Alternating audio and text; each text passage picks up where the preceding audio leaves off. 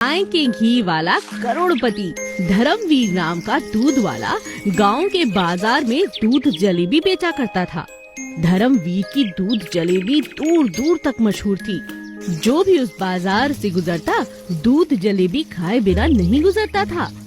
धर्मवीर अपनी माँ के हाथ का बनाया हुआ देसी घी लेकर आता और उसके अंदर जलेबी बनाता। धर्मवीर का स्वभाव ही बहुत विनम्र था।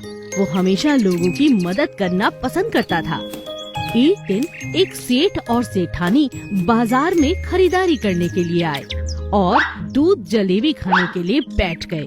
तभी सेठानी ने कहा, अरे वाह, कमाल की जलेबी है, देसी घी में पकी हुई। वाह, कितनी स्वादिष्ट है, मजा आ गया, सारी थकावट दूर हो गई। अरे हाँ, खाने के चक्कर में मैं भूल ही गई कि कल की पूजा के लिए पंडित जी ने और हलवाई ने 10 किलो देसी घी मंगवाया था। यह बात सुनकर सेठ बहुत नाराज हो जाता है।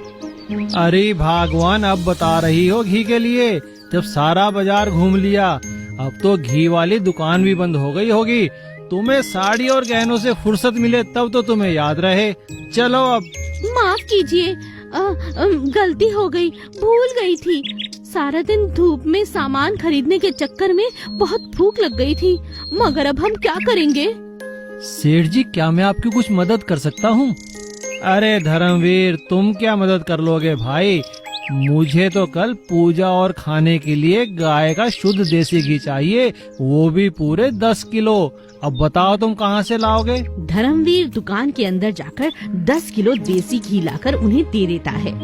सेठ सेठानी खुश होकर घी खरीद लेते हैं और घर चले जाते हैं। सेठ के घर पूजा और भोजन में धर्मवीर के देसी घी का इस्तेमाल होता है। सभी खाने की बहुत तारीफ करते हैं। तब पंडित जी सेठ जी से कहते हैं, सेठ जी, भगवान की कृपा से पूजा बहुत बढ़िया हुई और खाने का तो आनंद ही आ गया। मेरी बात मानो, आपका नए व्यापार का योग बन रहा है। इस शुभ मुहूर्त में आप गाय के देसी घी और दूध का व्यापार शुरू कर दो, फायदा ही फायदा होगा। अरे पंडित जी ने तो मेरे मुंह की बात छीन ली।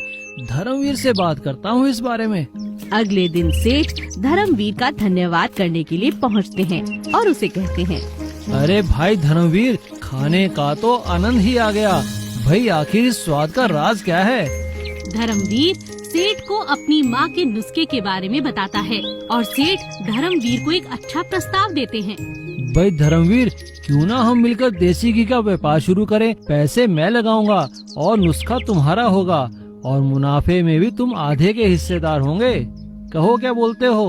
धर्मवीर हाँ कर देता है और कुछ ही महीनों में वो छोटा मोटा नहीं, बड़ा व्यापारी बन जाता है और करोड़ों रुपए कमाता है और अपनी माँ का धन्यवाद करता है।